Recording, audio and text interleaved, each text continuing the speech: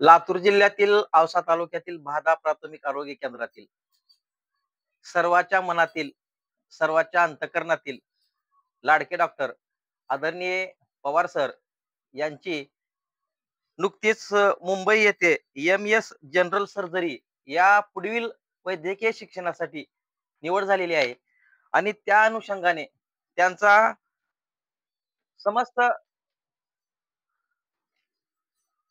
महादानगरीमध्ये या ठिकाणी अमोल पाटील आणि मित्र परिवार यांनी त्यांच्या पुढील शिक्षणासाठी त्यांना शुभेच्छा दिल्या आणि त्यांचा या ठिकाणी सत्कार केलेला आहे.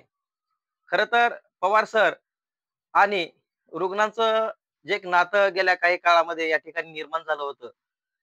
त्यामध्ये आता 2 बाजू आहेत. एका साइडला डोळ्यात पाणी आहे, पवार सर जात आहेत म्हणून आणि दुसऱ्या बाजूला दुसऱ्या नयनामधून आनंदाचे पण अश्रू आहेत. कारण हे शिक्षण भविष्यासाठी आणि परत रुग्णांच्या सेवेसाठी खूप गरजेचं आणि महत्वाचं आहे. त्यामुळे या ठिकाणी अमोल पाटील आणि मित्र परिवारातर्फे आज त्यांचा सत्कार करण्यात आलेला आहे. आणि परत आमची समस्त बाधेकरांची इच्छा आहे, पवार सरांचं पुढील वैद्यकीय शिक्षण पूर्ण होऊन ते परत एकदा सर्वांची मनोकामना आहे बाधेकरांची, परत एकदा बाधेकरांच्या सेवेत नक्कीच येतील, ही आमची दृढ विश्वास आहे.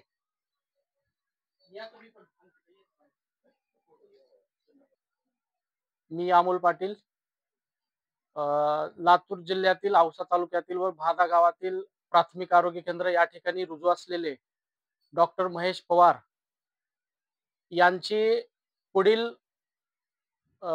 वैद्यकीय शिक्षणासाठी मुंबई या ठिकाणी निवड झाली असून ते अवघ्या काही दिवसामध्ये आपला भादा गाव सोडून मुंबई या ठिकाणी पुढील शिक्षणासाठी जाणार आहेत. त्यानिमित्ताने मी व माझ्या मित्रपरिवाराने आमच्या घरी स्नेहभोजन व त्यांचा पुढील वाटचालीसाठी शुभेच्छा देण्यासाठी म्हणून छोटासा या ठिकाणी सत्कार समारंभाचाही कार्यक्रम आयोजन केलं होतं. त्यानिमित्तानं डॉक्टर साहेबांनी आमच्या विनंतीला मान देऊन आमच्या घरी येऊन स्नेहभोजन करून आमचा छोटासा सत्कार स्वीकारला. त्याबद्दलही मी साहेबांचे मनपूर्वक आभार या ठिकाणी व्यक्त करतो. आणि खऱ्या अर्थानं डॉक्टर साहेबांबद्दल जर बोलायचं असेल तर अख्खी रात्र जरी बोलत राहिलं तरी खूप कमी पडेल. अशा प्रकारचा स्वभाव असणारे आमचे स्नेही डॉक्टर, जे की अख्ख्या भाद्यालाच नसून त्या प्राथमिक आरोग्य केंद्राला जे 28 गाव जोडलेले आहेत, अशा सर्वच गावातील नागरिकांना म्हणा किंवा रुग्णांना म्हणा, ते ज्या पद्धतीनं एखादं जागृत देवस्थान असते आणि त्या देवाकडनं एखादी इच्छा पूर्ण होत असते, त्याच प्रकारे सर्वच लोकांचे, सर्वच पेशंटचे काही कसल्याही प्रकारच्या अडचणी असतील, आजार असतील, तर साहेबांना भेटल्यावरच अर्धा आजार पळून जातो आणि ट्रीटमेंटच्या नंतर अगदी 100% आजारापासून मुक्त डॉक्टर साहेब करतात.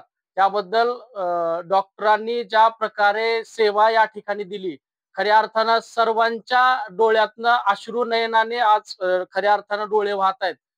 त्यामुळं डॉक्टर साहेबांनी परत पुढील शिक्षण पूर्ण झाल्यानंतर खऱ्या अर्थानं तुम्ही परत भाद्यालाच येण्यासाठी खूप प्रयत्न करावे. पण या ठिकाणी बसला असता आम्ही थोडीशी चर्चा केल्यानंतर डॉक्टर साहेबांचं असं म्हणणं आलं, की नंतर शिक्षण पूर्ण झाल्यानंतर भाद्याला जर यायचं असेल, तर या ठिकाणी प्राथमिक आरोग्य केंद्राचं तुम्ही ग्रामीण रुग्णालयामध्ये ज्या वेळेला रूपांतर कराल, त्याच वेळेला मी या ठिकाणी रुजू होऊ शकतो. तर या निमित्तानं आम्ही सर्वांनी मिळून त्यांना असाही शब्द दिलाय, की आम्ही भादा गावातील सर्व तरुण किंवा सर्व नागरिक मिळून आंदोलन असतील, उपोषण असतील, अशा काही गोष्टी लोक चळवळ उभी करून प्राथमिक आरोग्य केंद्र भादा या ठिकाणी निश्चितच ग्रामीण रुग्णालयाची मंजुरी आणण्यासाठी आम्ही प्रयत्नांची पराकाष्ठा करू. या ठिकाणी एवढाच या ठिकाणी सरांना शब्द देतो आणि पुढचं शिक्षण झाल्यानंतर निश्चित भाद्याला आणण्यासाठी आम्ही आटोकाट प्रयत्न करू. एवढीच या ठिकाणी यांच्याबद्दल, देव माणसाबद्दल आणखी काही खूप बोलण्यासारखं आहे, पण बस एवढंच. धन्यवाद. आज आपले भादा गावचे सुपुत्र अमोलजी पाटील साहेब यांनी माझा छोटेखानी म्हणण्यापेक्षा माझा जो सत्कार ठेवलेला आहे आणि आम्ही सहभोजन ठेवलेलं होतं त्यांनी. आणि एवढं सुंदर प्रकारे माझा सत्कार होईल किंवा माझी पाठवणी होईल असं मला वाटलं नव्हतं. पण भादा गावचं प्रेम म्हणा किंवा त्यांची माझ्याबद्दलची आपुलकी किंवा आमचे जे ऋणानुबंध आहेत ते जपत पाटील साहेबांनी माझा सत्कार आणि एक सुरुची भोजन त्यांच्या स्वगृही ठेवलं होतं. त्याबद्दल मी त्यांचे मनस्वी मनस्वी आभार अ, म- आभार मानतो. आणि आमचे हे ऋणानुबंध हे फक्त एवढ्या 3 वर्षापुरतेच नव्हते, तर ह्यापुढेही आमचे ऋणानुबंध कायम राहतील. आणि आमचा प्रवास म्हणजे मैत्रीचा प्रवास इथेच संपला असा नाही, तर आता सुरू झाला असं आपण म्हणू शकतो. अ, तर पुन्हा एकदा मी सहभोजन आणि माझा सत्कार ठेवल्याबद्दल मी एकदा पाटील साहेब आणि त्यांचे मित्रमंडळ यांचं पुन्हा एकदा आभार मानतो. धन्यवाद.